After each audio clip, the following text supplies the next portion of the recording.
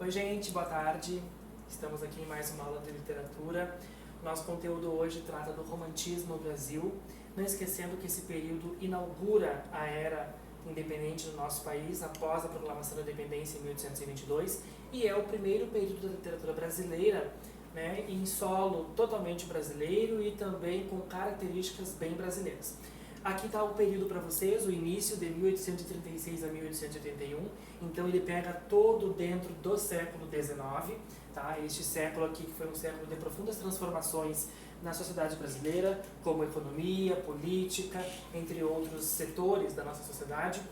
E o romantismo é dividido em duas partes, a poesia romântica, que são os poetas, e os autores que trabalharam com a parte dos romances em folhetim, que é a chamada prosa romântica ou romance romântico, que esse é um assunto que nós vamos desenvolver depois.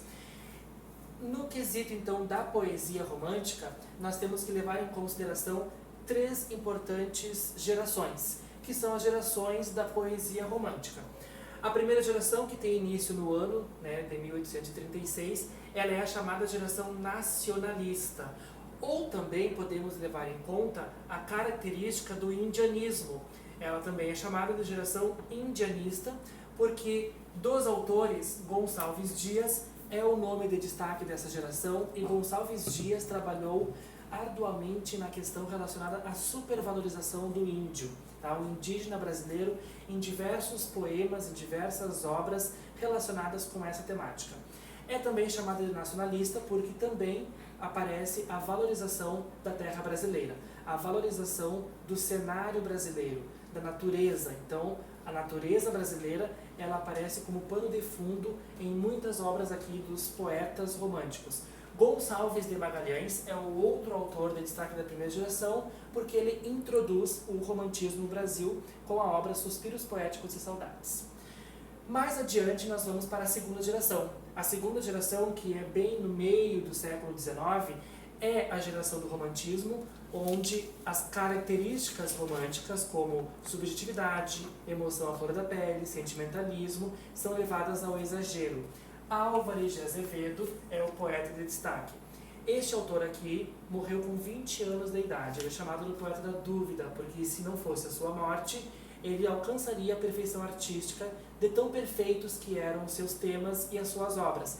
Ele falava a respeito da morte, falava da obsessão por essa morte, por essa questão, a proximidade, melancolia, desespero, angústia. Esses temas mais macabros eram muito presentes nos autores da segunda geração. E é conhecida como mal do século porque no século XIX nós tivemos a tuberculose como uma doença que matou milhares de pessoas. Então por isso que o século XIX, a tuberculose é conhecida como mal do século e matou muitos poetas, inclusive o Álvares de Azevedo. Casimiro de Abreu, Junqueira Freire e Fagundes Varela são outros nomes de destaque que se juntam ao Álvares de Azevedo. E para encerrar, a terceira geração.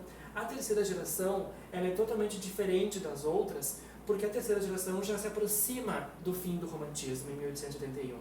E ela é chamada de geração social, ou das causas sociais. Também adota-se o nome de geração condoreira, porque faz uma referência ao pássaro condor, um pássaro que habita a região das Américas e que alça voos enormes, como era o propósito dessa geração. Os temas de destaque dessa geração são os temas relacionados à abolição dos escravos. Não se esqueçam que a abolição foi em 1888 e o romantismo termina em 1881. E Castro Alves, que é conhecido como poeta dos escravos, abordou diversos temas relacionados a esse assunto.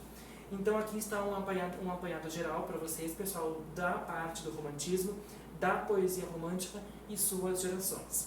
No grupo do WhatsApp de vocês eu mando mais material. Por hoje era isso, um abraço a todos.